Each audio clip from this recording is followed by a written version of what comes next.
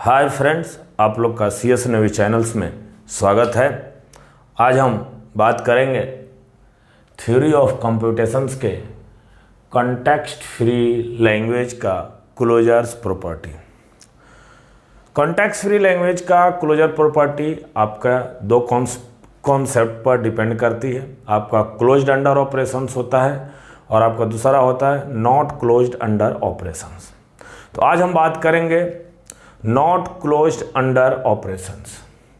और not closed under operations में मेरे पास है intersections, complement, difference, symmetric difference, NAND and nor operation, subset operation, superset operations and left difference with regular language is not closed under operations. One by one हम लोग detail with examples हम लोग इसका study करते हैं। और आइए हम लोग बात करते हैं बेसिकली इंटरसेक्शंस का।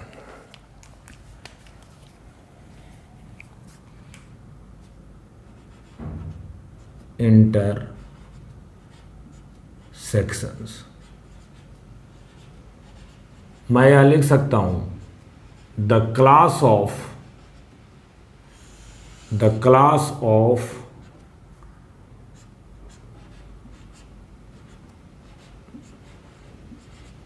the class of context free language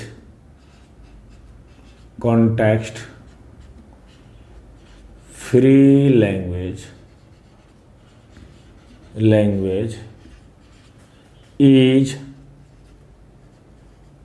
not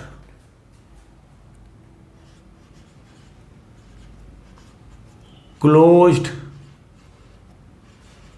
under operations of intersections.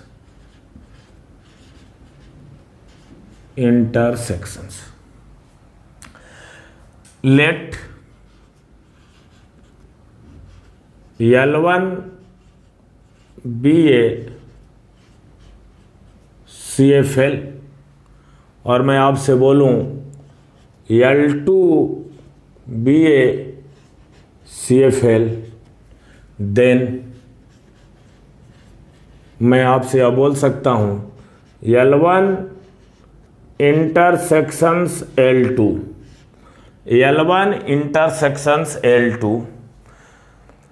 Not necessary a context free language. मैं लिख सकता हूं नॉट नेसेसरी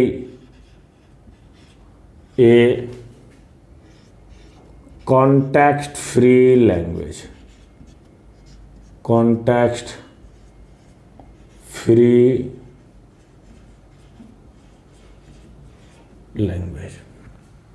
एक एग्जांपल्स के थ्रू हम लोग समझेंगे कि क्या यह कॉन्टेक्स्ट फ्री लैंग्वेज हो रही है, और एक इंटरसेक्शन पर हम लोग यह देखेंगे कि क्या यह कॉन्टेक्स्ट फ्री लैंग्वेज नहीं है। तो फाइनली हम लोग यह डिसीजंस लेंगे कि intersections of context free language are not a closed under operations. Late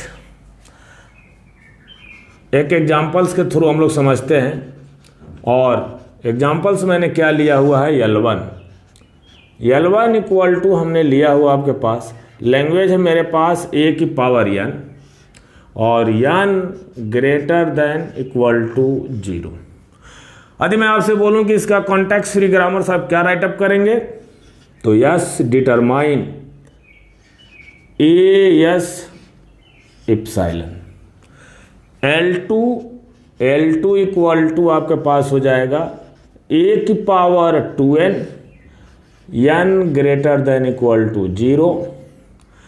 तो इसका मैं आपसे बोलूं कॉन्टेक्स्ट फ्री ग्रामर क्या होगा, तो इसका हो जाएगा इवन नंबर ऑफ a है मेरा, L2 लैंग्वेज है इवन नंबर ऑफ a, तो AS ऑब्लिक इप्सिलॉन। यदि मैं इसका इंटरसेक्शंस बोलूं L1 इंटरसेक्शंस L2, तो आप बोलेंगे ए की power n greater than equal to 0 intersections a की पावर 2n और n greater than equal to 0। तो फाइनली दो लैंग्वेज का इंटरसेक्शंस जैसा आप देख रहे हैं क्या होगा आपका, इसमें 1a 2a 3a 4a 5a, but यहाँ पर आपका इवन नंबर ऑफ ए है, तो L1 इंटरसेक्शन L2 आपके पास हो जाएगा a की पावर 2n और n greater than equal to 0। यदि मैं इसकी बात करूं कॉन्टेक्स्ट फ्री ग्रामर लिखने का, तो यस इक्वल टू आप लिख सकते हैं AAS इप्सिलॉन। तो आपने जैसा देखा इस दो एग्जाम्पल्स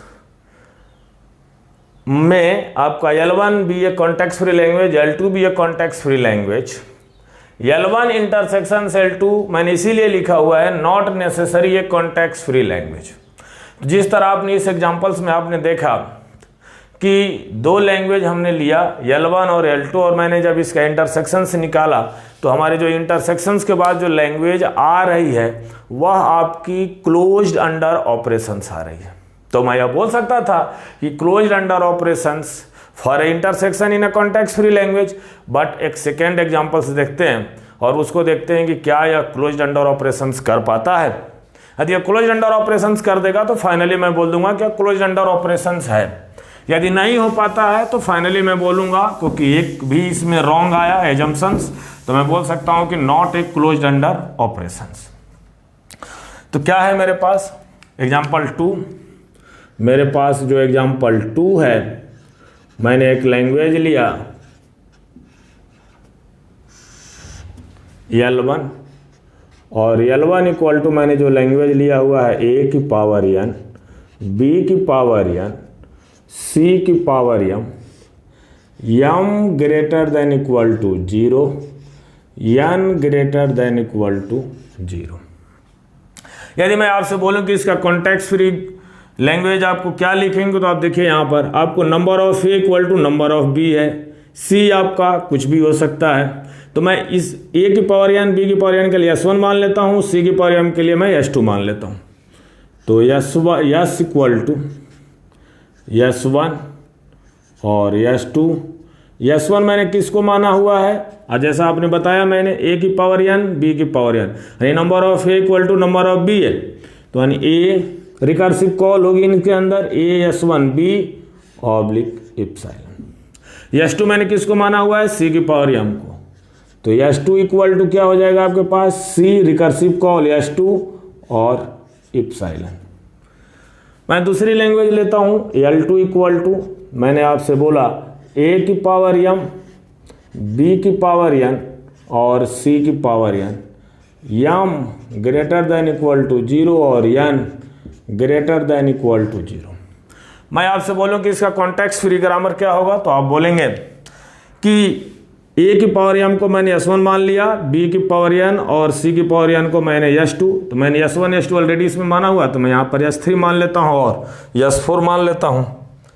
तो मेरे पास हो जाएगा S इक्वल टू S3 और S4, S3 और S4 और S3 और S4, तो S3 equal to recursive call S3 epsilon और S4 इक्वल टू मेरे पास हो जाएगा B और C है, B और C है तो मेरे पास हो जाएगा B S4 C और इप्सिलॉन। आपने देखा कि L1 भी आपके पास एक कॉन्टेक्स्ट फ्री लैंग्वेज है और L2 भी आपके पास एक कॉन्टेक्स्ट फ्री लैंग्वेज है। इन दो लैंग्वेज का यदि मैं आपसे बोलूं कि इसका इंटरसेक्शंस बताइए, तो आपने इंटरसेक्शंस आपने बोला कि L1 इंटरसेक्शंस यदि L2, तो आपको हो जाएगा A की पावर n, B की पावर n, C की power m greater than equal to 0 और n greater than equal to 0। Intersections A की पावर m बी की पावर n और सी की power n, m greater than equal to 0 और n greater than equal to 0, इन दो language का यदि मैं इंटरसेक्शंस निकालूं तो इन दो लैंग्वेज का मेरा जो इंटरसेक्शंस होगा L1 intersections L2 equal to होगा a की पावर n, b की पावर n और c की पावर n और n greater than equal to 0। जो मेरी लैंग्वेज बाहर आई है आफ्टर इंटरसेक्शंस a की पावर n, b की पावर n और c की power n greater than equal to 0। जैसा आप देख रहे हैं कि हमारा जो पुश डाउन ऑटोमेटा होता है PDA equal to finite automata plus 1 infinite size of stacks, means that कि number of A equal to number of b और number of b equal to number of c. आप एक stack से double comparison at a time नहीं कर सकते, यानी number of A equal to number of b और number of b equal to number of c. यदि आपने ए को पुशअप किया तो बी को ए से पॉप करा देंगे, तो आपके पास स्टैक्स में कुछ भी नहीं बचा टॉप सिंबल जेड नॉट के अलावा, केवल सी ही रहेगा। तो आप कैसे कंपेयर कर सकते हैं? तो इसका मतलब है कि L1 इंटरसेक्शन L2 आपका finite automata plus 1 infinite size of stacks is not A solve this problems, मतलब आप इस लैंग्वेज को आप पीडीए से सॉल्व नहीं कर सकते। यदि आपने पीडीए से सॉल्व नहीं कर सकते तो मैं यह बोल सकता हूं कि L1 intersection L2 equal to a की पावर n, b की पावर n, c की power n is not a context free language. यह आपकी लैंग्वेज कैसी है? Not a context free language, not a context free language, not a context free language. यदि यह property में एक ऐसी लैंग्वेज है जो क्लोज्ड अंडर ऑपरेशन से नहीं हो रही है, तो फाइनली मैं यह बोलूंगा कि intersections in a context free language are a not closed under operations, क्योंकि इसका एक दो लैंग्वेज का जो इंटरसेक्शंस है क्लोज्ड अंडर ऑपरेशंस नहीं हो रहा है। तो फाइनली मेरा जो उत्तर आएगा इसका, मैं इस पर निष्कर्ष पे पहुंचूंगा, intersections of two context free language are not a closed under operations. Then हम लोग बात करते हैं नेक्स्ट टॉपिक्स कंप्लीमेंट का, कि कंप्लीमेंट जिस तरह आप लोगों ने ग्राफ में देखा है कि complement is not a closed under operations.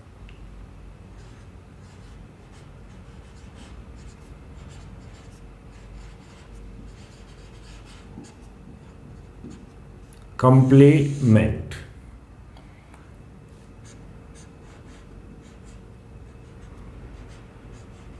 the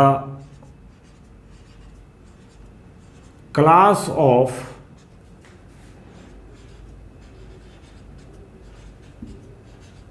context free language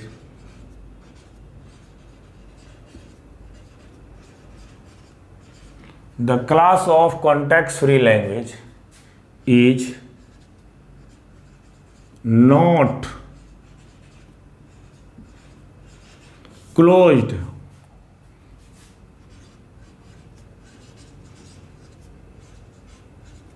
under operations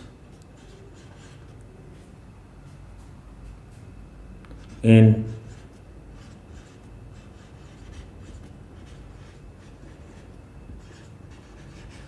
complement. Let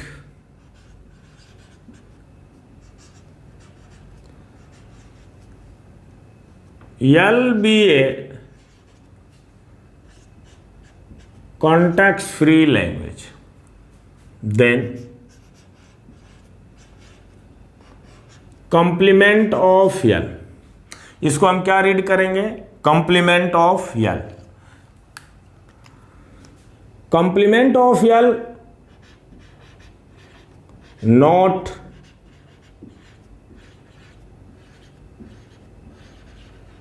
necessary a context free language.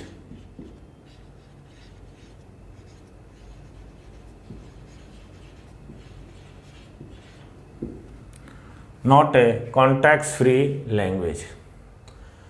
एक एग्जाम्पल्स लेते हैं और अपने इस कॉन्सेप्ट को और भी क्लियर करते हैं एग्जाम्पल्स के थ्रू, और मैं यह फाइनली डिसीजन लूँगा कि complement of L context free language का नॉट क्लोज्ड अंडर ऑपरेशंस होता है।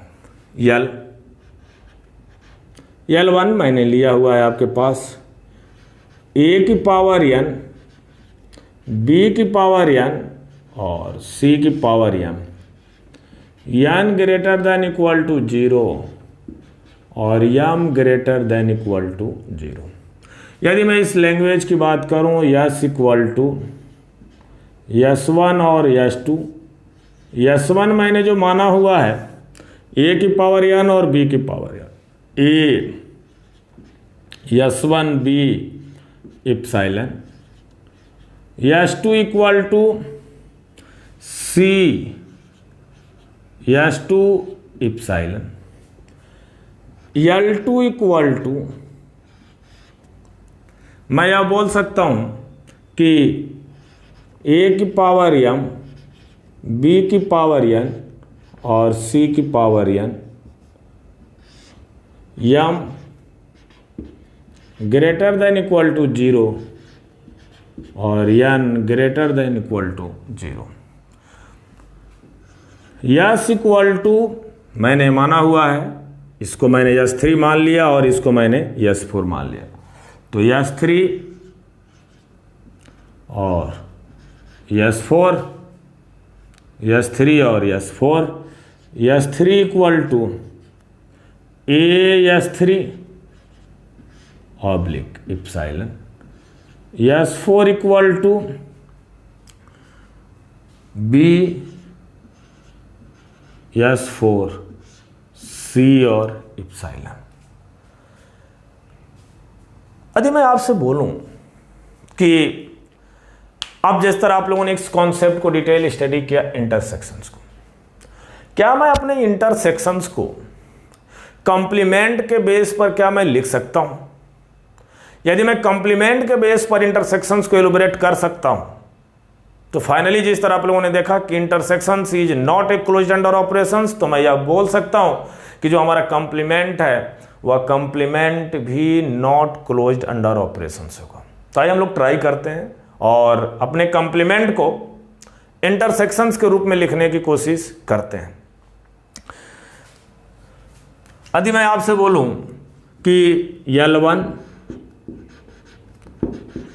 इंटरसेक्शंस L2, आपने जिस तरह देखा कि L1 इंटरसेक्शंस L2 मैंने जो आपको इस दो लैंग्वेज के इंटरसेक्शंस किया हुआ है था, तो आपके पास a की पावर n, b की पावर n और c की पावर n और n greater than equal to 0।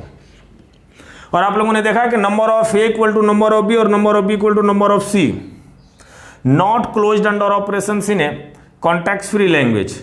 आपका intersections not closed under operations होता है।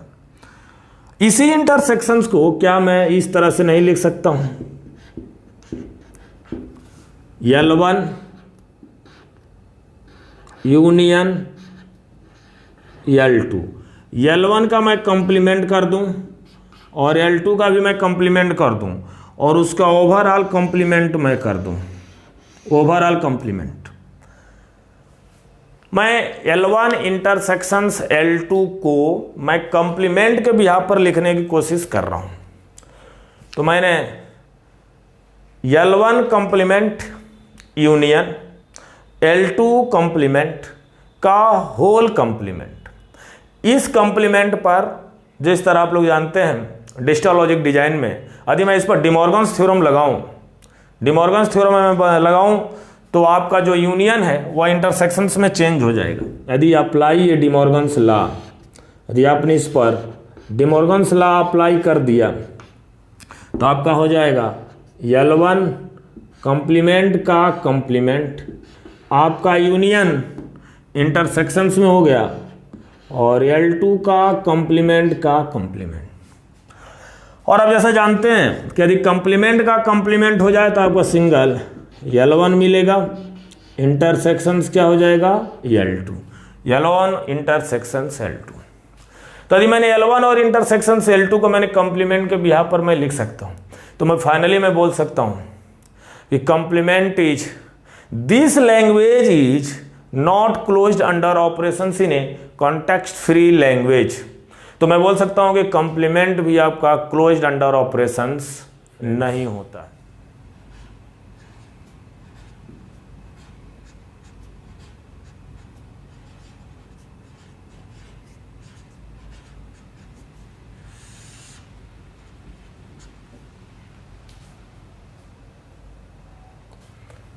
The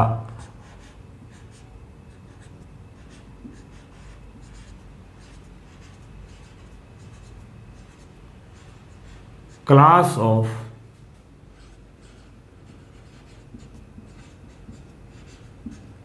context-free language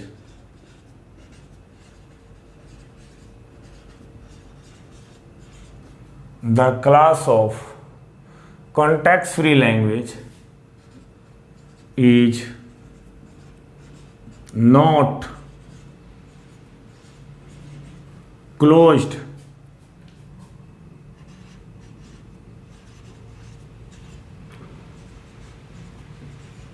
under operations in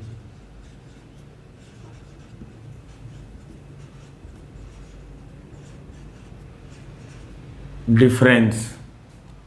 The class of context-free language is not closed under operations in a difference. Let L1 be a CFL, L2 be a CFL, then L1 difference L2, L1 minus L2, not necessary a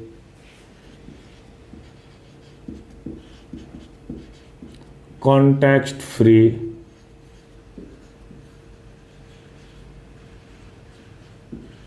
language. L1 BSCFL और L2 BSCFL, आपका जो मैंने input alphabet लिया हुआ है वह मेरा input alphabet है, इनपुट अल्फ़ाबेट का क्लोजर। और हमारे पास इनपुट अल्फ़ाबेट में इनपुट हैं A, B का होल क्लोजर मैंने ले लिया हुआ है कि मतलब कि जो मेरा L1 BSCFL और L2 BSCFL ये दोनों जो हमारी लैंग्वेज हमारे किस इनपुट अल्फ़ाबेट पर है, ए और बी के क्लोजर्स पे है। L1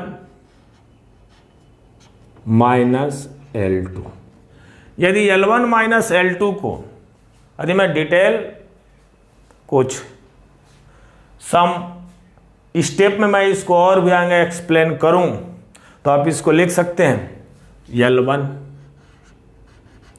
इंटरसेक्शंस L2 का कंप्लीमेंट, L1 इंटरसेक्शंस L2 का कंप्लीमेंट। और L देखिए, अब जिस तरह आप लोगों ने देखा है कि L1 इंटरसेक्शंस L2 किसी भी लैंग्वेज का कंप्लीमेंट क्लोज अंडर ऑपरेशंस नहीं होता है, और इंटरसेक्शंस भी किसी लैंग्वेज का मीन्स कॉन्टेक्स्ट फ्री लैंग्वेज। यहाँ पे L1 इंटरसेक्शन L2 का complement is not close under operations in a context free language. दो लैंग्वेज का इंटरसेक्शंस भी आपका क्लोज अंडर ऑपरेशंस नहीं होता। इस L2 को अपने हम डिफरेंस फॉर्मेट में मैं लिखूं तो L1 इंटरसेक्शंस, आप इसको कैसे लिख सकते हैं, इनपुट अल्फाबेट का क्लोजर सब्ट्रैक्ट L2। यदि आपने ये कर दिया, आपका यह कंप्लीमेंट है, L2 कंप्लीमेंट है। यदि इस कंप्लीमेंट को मैंने इन्वर्सल्स लैंग्वेज माइनस, इसी को इन्वर्सल्स लैंग्वेज को कहा जाता है मदर्स लैंग्वेज माइनस L2, तो यह मेरा क्या हो गया, सब्ट्रैक्शंस। यदि आपने बोला है कि L2 complement is not a closed under operations, तो मैं यह लाइन बोल सकता हूँ कि subtractions is not a closed under operation. जिस सब्ट्रैक्शंस यदि आपका क्लोज्ड, यदि आपका कंप्लीमेंट ही आपका क्लोज्ड अंडर ऑपरेशंस नहीं है कॉन्टेक्स्ट फ्री लैंग्वेज को, और मैंने कंप्लीमेंट को ही मैंने सब्ट्रैक्ट फॉर्मेट में मैंने लिखा आपको, तो मैं यह तो बोल ही सकता हूं ना कि subtract is not a closed under operations. तो फाइनली मैं क्या बोल सकता हूं कि subtractions is not closed under operations in a context free language. Thank you for watching our this video lectures. आप लोगों से प्लीज़ हार्टली रिक्वेस्ट है कि आप हमारे CS नवी चैनल्स को ज़्यादा से ज़्यादा सब्सक्राइब करें, बेल आइकन्स को प्रेस करें, लाइक करें, शेयर करें, कमेंट करें। Thank you.